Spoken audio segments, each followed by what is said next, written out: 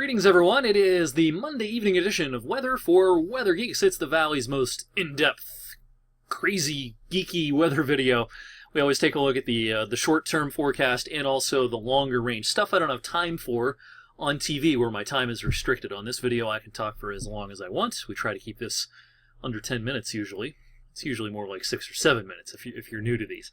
All right, so let's get to the short term first. Of course, we've had kind of a damp second half of the day today. Here's the radar at about 7:45 this evening. Not going to spend a lot of time on this. Most of you will be watching well after 7:45 this evening. So we had some scattered showers around here and there, and this will be the case, I think, as we head through the overnight tonight. We're not looking at much rain, but passing shower from time to time should about do it. As we take a look at the rest of the country, look at all the snow out in the Rocky Mountain states this evening, all the way down into the Four Corners region as well.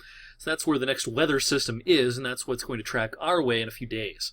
That'll be a Wednesday night and heading into Thursday morning. Rainfall amounts locally today were pretty modest, so a couple of tenths of an inch at most. Generally, the rain has been pretty light as we've gotten into the second half of the day today. And after we got through a round of showers mid-afternoon, we actually had a little sunshine working in and some nice rainbows across the region. Check out some of the pictures on both my Facebook and Twitter and the Storm Tracker accounts as well, Storm Tracker 21, and you can also check out my Instagram. There it is right there. My Instagram, EricWFMJ on Instagram, to check out us. I posted at least one or two of those rainbow pictures on my Instagram.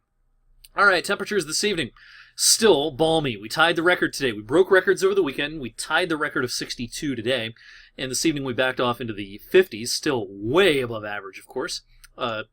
There is cooler air out to the west, but this isn't cold air. This is what we have coming our way tomorrow, 40s to around 50. Still above average, but yes, not quite as remarkably warm as the last few days. It's 46 in Chicago this evening.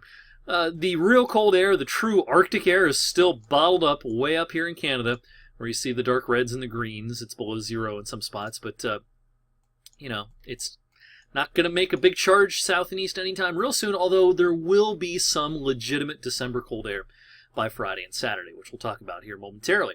All right, as far as the near term, we'll lose the showers by late tonight. I think as you get up tomorrow morning, you can ditch the umbrella, but it's just going to be kind of a dreary-looking Tuesday. Nothing but clouds for most of the day tomorrow, just kind of a slate gray overcast, blanketing the region through tomorrow night. Then as we go into Wednesday, we probably try to start with clouds Wednesday. Here's daybreak Wednesday morning. But notice as we get into the afternoon, that cloud mass shrinks and we should get into some sun.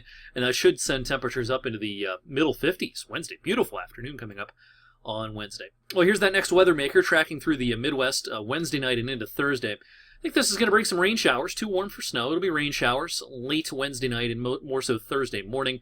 A lot of this will try to get out of the way, I think, by mid-afternoon at the latest on Thursday. But the air behind this front is legitimately cooler for the end of the week and into the upcoming weekend.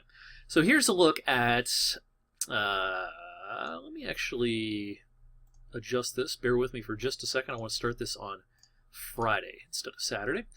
As we take a look at Friday, behind our front, we're into a northwest flow here, and the air is colder. So even though you see green on here, this particular model representation doesn't differentiate between rain and snow. I do think there can be some flurries here and there on Friday, and then the lake effect machine is going to try to crank up as we go into the upcoming weekend. Here's a look at Saturday. Notice our isobars are packed pretty close together here. It's going to be windy. It's going to be legitimately cold. It's going to feel like no higher than the mid-20s on Saturday. The coldest it's felt in weeks as we kick off the weekend. And again, you're not going to see much on this particular vantage point on the model, but there will be some lake effect snow showers around during the first half pardon me, of the upcoming weekend. But then, notice the lines start to change here as we go into Sunday, and we get into a southwest flow as high pressure shifts off the coast of the Carolinas. Pardon me, by Sunday, already we're getting into a warmer flow, and we're going to start to see milder air, above average air, as early as Sunday. After a very cold day on Saturday, as early as Sunday afternoon, we're going to start to feel the change again. We'll get up to about 40, above average, with a gusty breeze as well. And the warmth will continue to build next week. I'm going to come back to this in just a second. I do want to talk about the lake effect snow as we get into the weekend, particularly on Saturday. This can even start as early as late Friday. Here's the GFS showing the lake effect snow Friday into parts of Saturday. This is going to be, as you would expect, mostly up in the snow belts. I suspect places like Erie and over towards Jamestown, PA, Dunkirk, New York, Jamestown, New York, I should say, Dunkirk, New York, Bradford, PA. They're going to do all right out of this. Someone's going to get a handful of inches of snow during the course of the day on Saturday, especially Friday night into Saturday morning. Whereas in our viewing area, this is probably pretty standard issue lake effect stuff. Could someone in northern Trumbull and northern Mercer get an inch or two, or maybe even three? It's possible. We're a ways off. But I think for most of our viewing area, this is not an accumulating kind of a snow, but you'll see snowflakes flying around as we go through Friday afternoon into Friday night. Let me go back. Actually, I'll stay on the jet stream here. I'm going to show you how the jet stream is going to evolve as we go through time.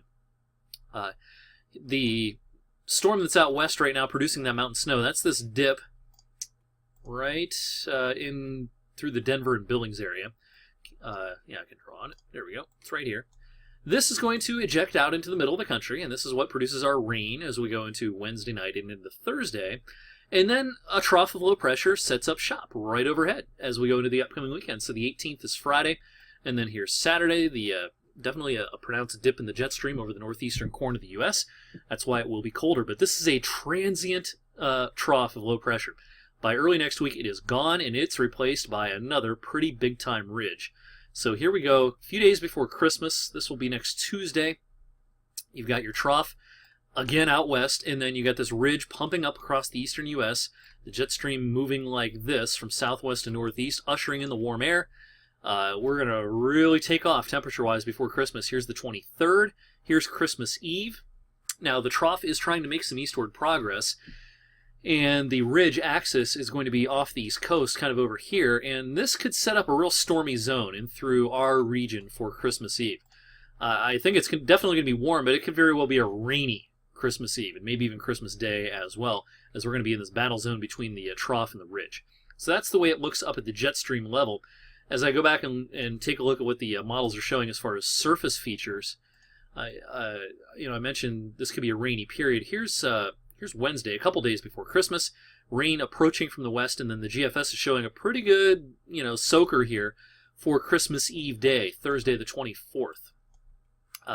Probably some wind, definitely going to be too warm for snow, though. So the models, 10 days out are showing a rainy situation for us right before and perhaps even during Christmas. As far as temperatures on Christmas, here's the list of the 5 warmest high temperatures on Christmas Day on record, going back to 1930 here in Youngstown. 1982, of course, takes the cake, 66, 64 in 1932. I have a good feeling we're going to get somewhere on this list for Christmas Day. Now, it may depend some on rain, but number 5 on the list is 55, and I think we've got a good shot at being in that neighborhood on Christmas Day. So, White Christmas, forget about it. It's not going to happen. But certainly could be a remarkable Christmas in terms of the warmth and perhaps some rain as well. We'll iron all this out, of course, as we get closer. In the meantime, thank you for watching tonight's Weather for Weather Geeks. I'll see you tonight on the news at 11 o'clock on 21 News. Fresh 7-day forecast, fresh radars, everything else you need to know. I'll see you then.